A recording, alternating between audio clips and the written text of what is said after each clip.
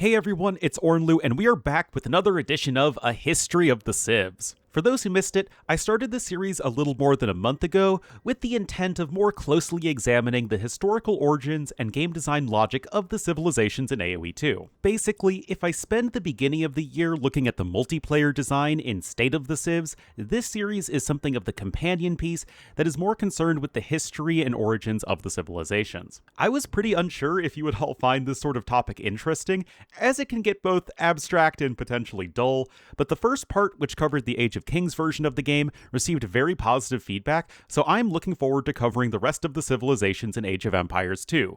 Eventually, when I have time. Still, I have a few weeks before I need to get cracking on 2026's State of the Civs, so let's just squeeze in the next Age of Empires expansion chronologically, Age of Conquerors. So, because the word civilization is often a loaded term in modern historical and political discourse, I break down the definition of civilization used by Age of Empires 2 in the first part of the series. The TLDW of which is that the in-game factions represent broader cultures as opposed to specific political entities, with many caveats and exceptions that have been implemented over the 27 years of the game's development. As always, before we jump into the video, I do need to hashtag sellout and say that these videos take a lot of time to research, write, and produce, so be sure to leave a like on the video if you enjoyed, comment as to what you think of the Civs discussed, and subscribe to the channel for tons more AoE2 content. With that, let's journey back to AOC. Now to continue the story of Age of Empires 2, we left off in the last video with the original release of the game Age of Empires 2, The Age of Kings, in 1999. The game was a critical and financial smash hit, even more so than the original Age of Empires. So, like with Age 1, Ensemble Studios set out to add an expansion to the game, to refine the gameplay of the initial release, as well as to round out the civilization roster. Now, for those who are not familiar with how gaming worked in ye old days, we used to play our video games on something called a compact disc, or CD, without any guarantee of online functionality. This meant that it was only possible to make major changes to the game via another CD, which is where the whole idea of an expansion pack comes in. Yes, there would be some small balance updates afterwards, but as far as major gameplay elements went, this was basically going to be the final form, so to say, of Age of Empires 2. Still, Ensemble needed to deliver a cohesive expansion theme. This was not as easy as with AoE 1, for that game could utilize the vast popularity of the Roman Empire to serve as the setting of the expansion. For Age of Empires 2, however, most of the main pop culture medieval figures and empires were already covered. Therefore, they chose the broader category of the Conquerors to introduce most of the famous remaining conflicts and figures of the Middle Ages. This included Attila the Hun, the Spanish conquest of the Americas, which would allow for a completely different biome, and the inclusion of a bunch of one-off famous battles such as Hastings, Agincourt, and Manzikert. So as you can see, AOC was less of a, hey, here's a previously untapped region, and more of a,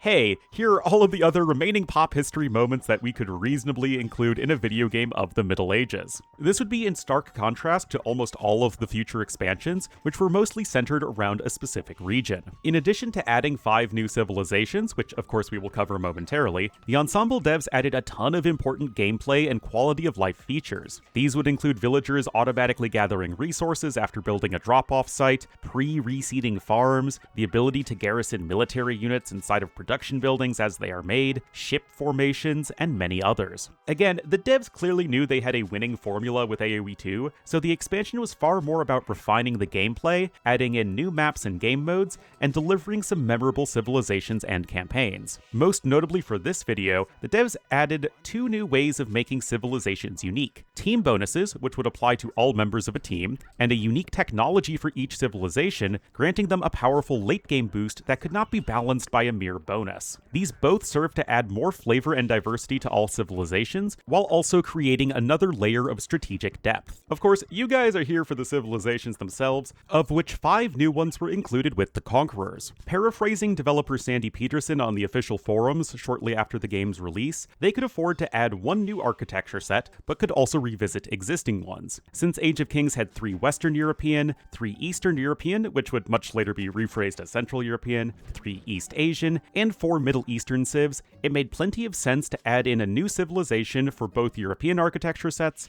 as well as the East Asian one, bringing the total up to 4 civs per region. Then that would leave 2 new civs for a new architecture set. Of course, this video is fundamentally about the selection and implementation of those civs, so once again, let's go through each in order that they were added to the game files. Starting things off today will be the Spanish, who, if you remember from the first part of this series, were one of the civilization selections of the very first pitch of the game made by Ensemble, so it is no surprise they were first up to be added in an expansion. GameSpot did a series of interviews with the Ensemble devs, just like with Age of Kings, and I will let the lead designer Greg Street take it away with the decision to add the Spanish. The Spanish are probably the most obvious choice for a new civilization in the Conquerors expansion. They have a colorful history, instant familiarity, interacted with many other civilizations in Europe, Asia, and America, and they were considered a world power towards the end of the Age of Kings timeline. Furthermore, telling the story of Montezuma would have been pretty pointless without having a civilization to represent Hernan Cortés. Now, according to Peterson, they also considered Italians for the Western European representation, but since they already decided they wanted to do the New World, the Spanish made the most sense. Another good reason to include Spanish, mentioned both directly and indirectly by the devs, was that El Cid was one of the more familiar figures of the Middle Ages, and was included in Ensemble's original list of potential campaign figures. Of course, the Spain of El Cid and the Spain of Cortés were quite different, so let's get into who the Spanish were in the Middle Ages and how that would translate to their implementation in the game.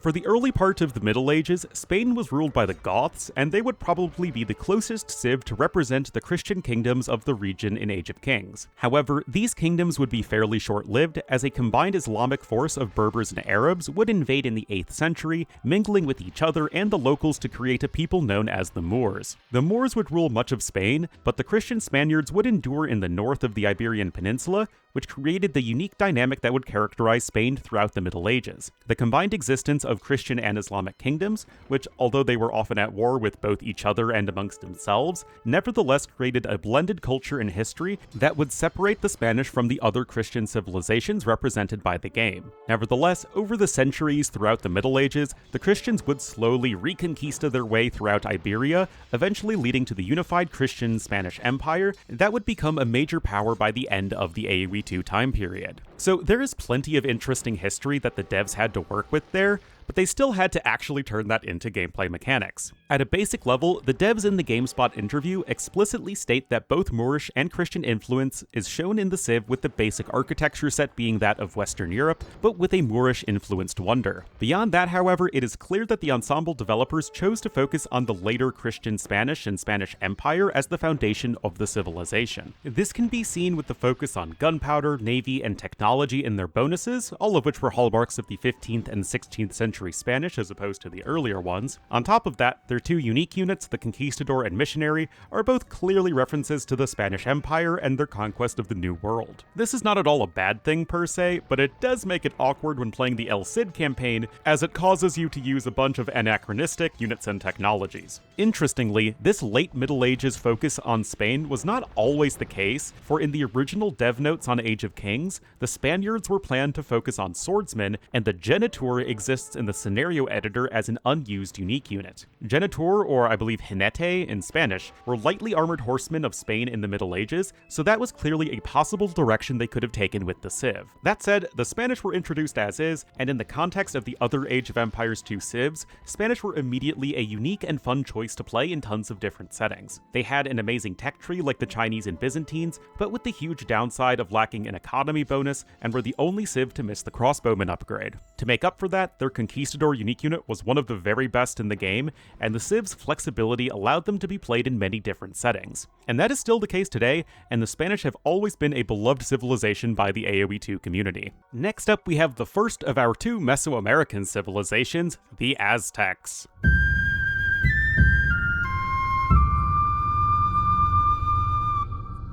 As mentioned, it was decided early on to focus on the New World as the new region to showcase, with the other choices mentioned being Africa and India. According to both Greg Street and Sandy Peterson, they thought Mesoamerica would just be the coolest to add to the game, and that is why they went in that direction. Thankfully for us as players and as fans of history, both Africa and India would be visited at later dates. When it comes to the New World, Aztecs are by far the most obvious choice. Not only did they have a very famous encounter with Cortez and the Spanish, but Montezuma, human sacrifice, jeweled and feathered ornaments, chocolate drinks, and obsidian macanas all exist as very vivid images in the mind of American pop history. Even so, the Aztecs and any other American civs that would be added would have to be fundamentally different in some ways compared to all of the other Old World civs because, well, they were different. The Americas did not possess livestock or draft animals in the same way as they did in Eurasia, nor did they utilize iron to the same extent. This led to the erroneous belief that is still unfortunately held all too often that the Aztecs and their neighbors were simple and unadvanced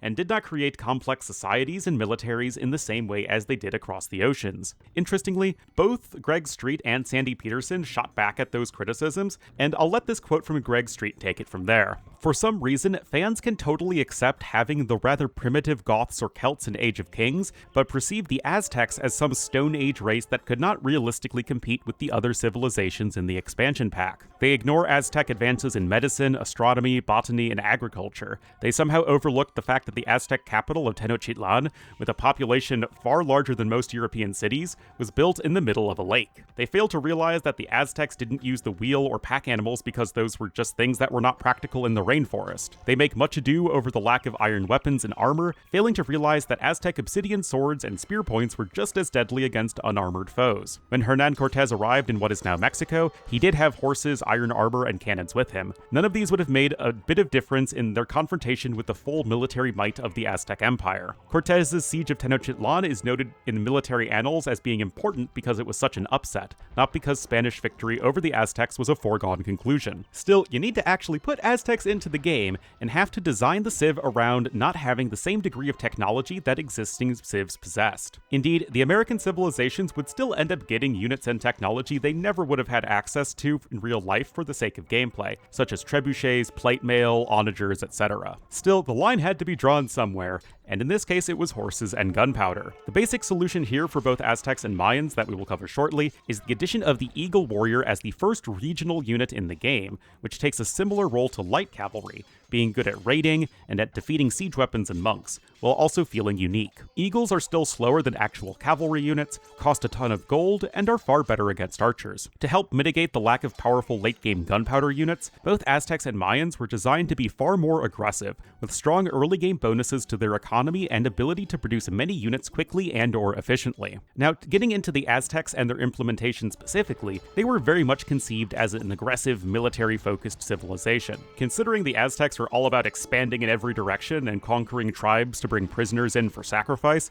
that makes a ton of sense. Free loom, later plus 50 starting gold, and extra carry capacity for villagers do plenty to jumpstart the Aztec economy, and faster producing military units and the extremely powerful Garland Wars technology to give infantry +4 more attack do a lot to add to that military theme. Of course, I have to mention the monks, with Aztec monks training faster at the time, gaining extra hit points per monastery technology, and more effective relics made the Civ the premier monk Civ in the entire game, as well as serving as a flavorful call-out to their rich and important religious culture. Overall, the Aztecs were a big leap in game design from the Ensemble devs. Being so far away and distinct from all of the existing Civs presented plenty of design challenges, and yet Mesoamerica's rich history and military still represented a valuable addition to the game, even if certain creative liberties had to be taken. The only real head-scratcher with the implementation of Aztecs in my mind is the in-game language. For some reason, the Aztecs speak a Mayan language, even though the actual Aztec language, Nahuatl, is still spoken today and could not have been that hard to find for a company based in Texas. I don't know. Other than that, though, Aztecs were an extremely powerful and popular civilization for most of AoE2's history, and were a core part of the meta for Arabia, Arena, and Black Forest until fairly recently when they got power crept by newer civilizations. Next up is going to be the other of the Mesoamerican dynamic duo, the Mayans.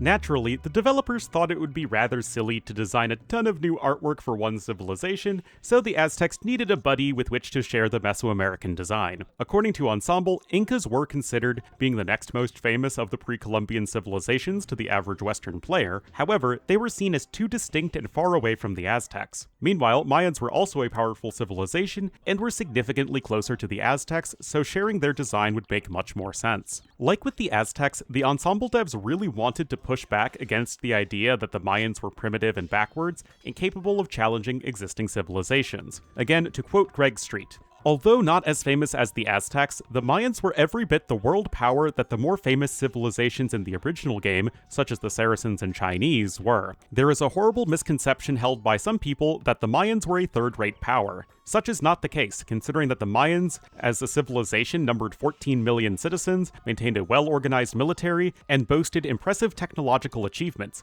including a more accurate calendar than the Europeans' contemporary Gregorian one. Although they did not have gunpowder, steelworking, or wheeled vehicles, they didn't necessarily need such advancements, especially in the confines of the rainforest they called home. And although the Spaniards did conquer them, the Mayans succumbed not to superior weaponry, but to superstition and diseases brought by European invaders. Now, with that said, the Mayans were a bit more difficult to implement than the Aztecs for a couple of reasons. First, the Aztecs were very much a unified empire by the time the Spanish showed up, even if we can consider the Aztecs to also represent earlier Central American cultures like the Olmecs and Toltecs. This meant that the Aztecs' organization and society were a bit easier to document and turn into gameplay mechanics. Eagle and Jaguar were both very real ranks within the Aztec military, and Garland Wars were a core part of Aztec society. By comparison, Mayans lacked a single central authority, especially when the Europeans showed up, and their culture was older, with many different peaks and valleys for hundreds of years before they came into contact with the Spanish. As such, Mayans were probably the most pure fantasy of the original Ensemble civilizations, as there isn't a ton of historical basis for most of their Civ bonuses, unique unit, and especially not El Dorado. What is accurate is that, relative to the Aztecs, Mayans were less of a martial culture, which in-game translates to a focus on economy and technology. The extra villager and longer-lasting resources gave the Mayans arguably the best Dark Age of any civilization in AOC, right up there with the Aztecs, enabling the Civ to a lightning-quick start. However, unlike Aztecs, as the game progresses, Mayans are less about individually powerful units and more about cost efficiency with cheap archers, good defenses with cheap walls, and an overall smoother power curve throughout the late game. Having mediocre monks and siege, Mayans had fewer late game unit options than the Aztecs, but cheap archers, plumed archers, and El Dorado eagle warriors were usually enough to get the job done. Speaking of archers, yes, although Mayans are very much an archer civilization in the game, there really isn't much of a historical basis for that, at least as far as I'm aware. This is one of those situations where it made a ton of gameplay sense to make Mayans a foil of the Aztecs, who focused on powerful infantry, rather than making Mayans do something too similar. When it comes to El Dorado, I have no idea where that came from, as El Dorado was a fictional Spanish city of gold in South America, but it nevertheless has existed as one of the most memorable unique technologies in all of AoE2, giving the Mayans their iconic 100 hit point Eagle Warriors. And that really serves as a microcosm for the Mayans in AoE2 as a whole. Yes, their history and gameplay aren't exactly mirrored, although they, funnily enough, do speak a mostly correct language unlike the Aztecs. But the Mayan gameplay was and is fundamentally coherent, with the Civ being a cornerstone for the Arabia meta, team game flanks, and for a long time Arena and Regicide Fortress. Mayan history is certainly more obscure than most of the other Civs in the game, but the implementation of Mayans as a multiplayer Civ has been anything but obscure for the past 25 years of AoE2. Moving now back to the old world, we next turn to one of the most iconic civilizations in AoE2, the Huns.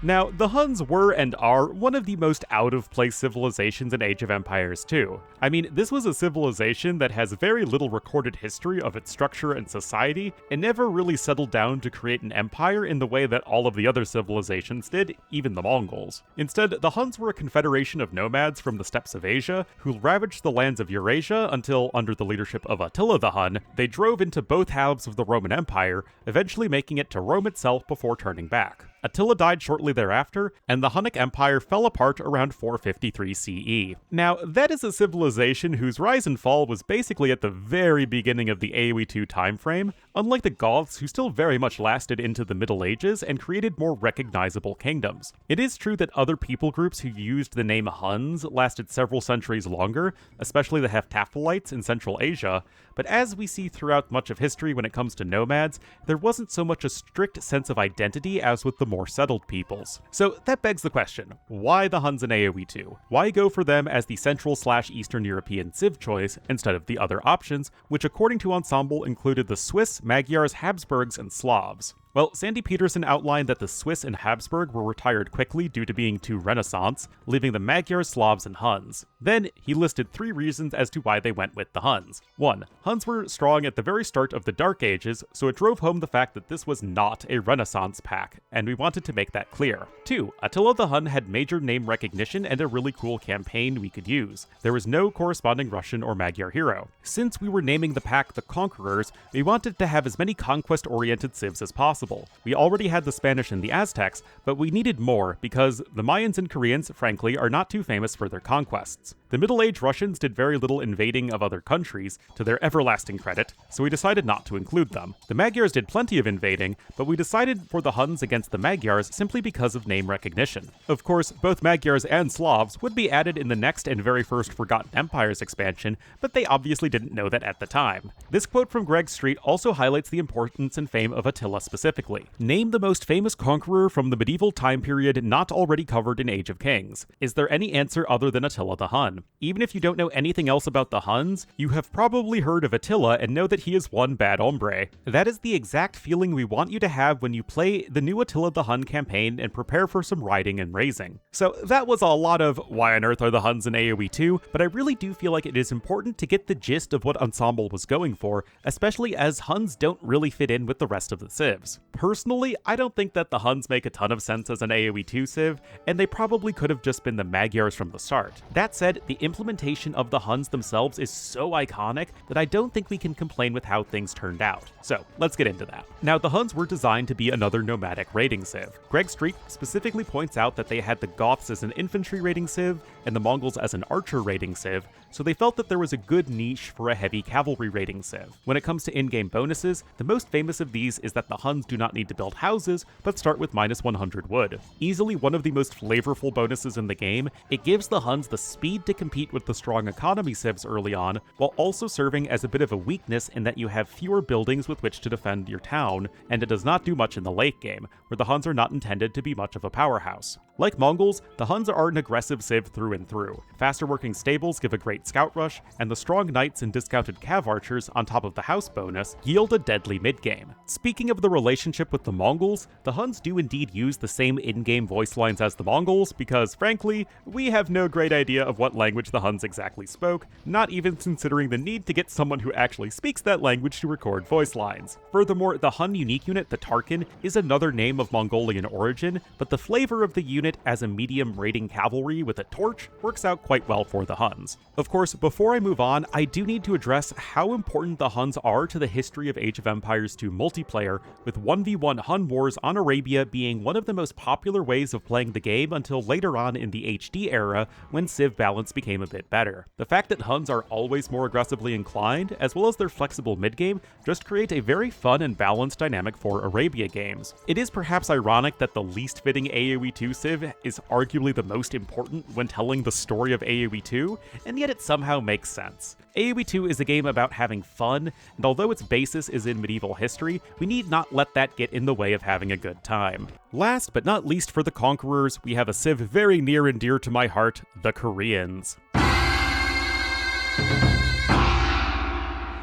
These guys would be the East Asian representative for the Conquerors expansion, and man oh man has there been much made about their inclusion. Like with the other civs, I'll introduce the civ through the words of lead designer Greg Street. With all of the civilizations to choose from, why the Koreans? This is a question might be asked by some American or European fans, but not anyone who is familiar with Asian history. The Koreans were major power brokers in the Far East. They interacted and sometimes fought with the Chinese and Japanese on numerous occasions. In addition, the Koreans are responsible for one of the coolest military units ever, the Turtle Ship. Since we only had 3 Asian civilizations in Age of Kings, the Koreans seemed like an obvious choice for inclusion in the Conquerors expansion. Of course, there were other options available, with the other choices being the Khmer and Tibetans. Of course, the Koreans were Choson, so to say, and the Sandy Peterson of a long time ago gave us these 4 reasons. 1, they were nostalgic, being another civilization that was in Age of Empires 1. 2, they had really cool turtle ships. 3, Korea had better name recognition than Khmer and Tibetans in America. 4, and I quote, "Frankly, we thought the potential sales from Korea were attractive. While this was not the most important point, we didn't just ignore it." And yeah, that is where we have to dip into the Sandy Peterson controversy,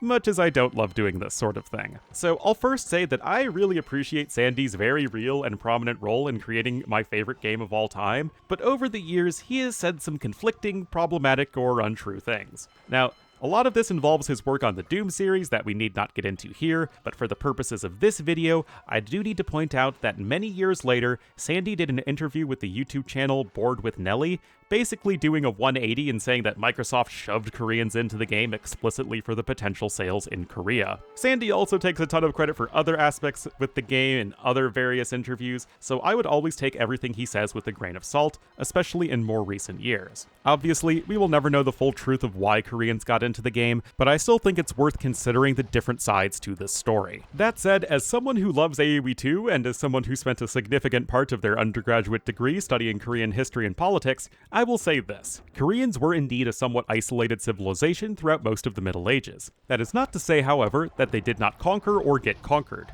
During the Three Kingdoms period, no, this has nothing to do with the Chinese one, in the early part of the AoE2 timeframe, the Korean kingdom Goguryeo was a major power in the region and conquered much of what is today northeastern Asia. Gwanggaeto the Great, who is indeed one of the Korean AI names, ruled at the zenith of Goguryeo power. In turn, Korea later fought a bunch of wars against both the Khitans and Jurchens, with varying degrees of success, as well as the Chinese at times. Of course, Korea was famously conquered and made a tribute state by the Mongols, and then the Joseon dynasty fought the Imjin War against the Japanese at the end of the AoE2 timeframe with the significant assistance of the Ming Chinese. Does this make Korea grand conquerors or conquered? I don't know. To me, Koreans did about as much fighting of other empires and civilizations as anyone else, at least given the fact that the core of their civilization was always rooted in the Korean peninsula. Are they the Asian civilization that would make the most sense to add for the conquerors? I would actually say so. Tibet will likely never be added to AoE2 for an entirely different can of worms that we need not get into here, and although the Khmer were very much more the grand conquering empire that fits the bill of the expansion,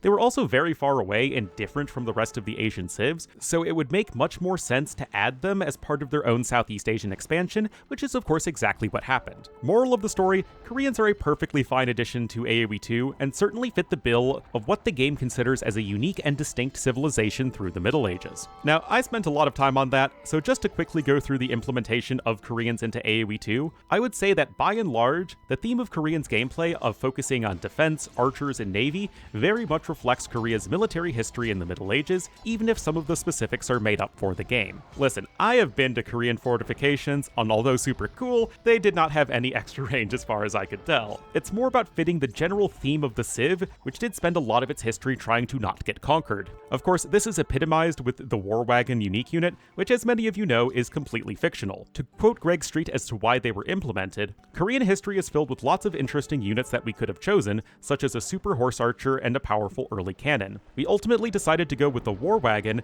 because we thought Age 2 was missing an equivalent of AoE's Elephant Archer, a ranged unit with a lot of hit points. So yeah, we have War Wagons because they wanted Elephant Archers. Honestly, a defensive cav archer fits the Koreans in the Middle Ages perfectly anyway, so I'm not going to complain. To conclude, unlike the other 4 Conqueror civs, Koreans took a long time to feel like a proper, coherent addition to the game. I'm sure many of you know that initially the Civ obliterated everything with siege onagers, but for a long time, the Civ was generally quite bad and unpopular. However, through years and years of iterating, Koreans in 2025 find themselves in a really good situation in terms of both balance and design, giving us a nice happy ending for such a tumultuous Civ. And so that is going to be it for the Conquerors. I know I said in the first part that I would also cover the Forgotten Civs in this second video, but I decided that it would be easier and more fun to do a bit of a deeper dive into a smaller number of Civs than trying to rush through 10. I hope you all enjoyed it. Of course, be sure to let me know in the comments as to what you think of the AOC Civs.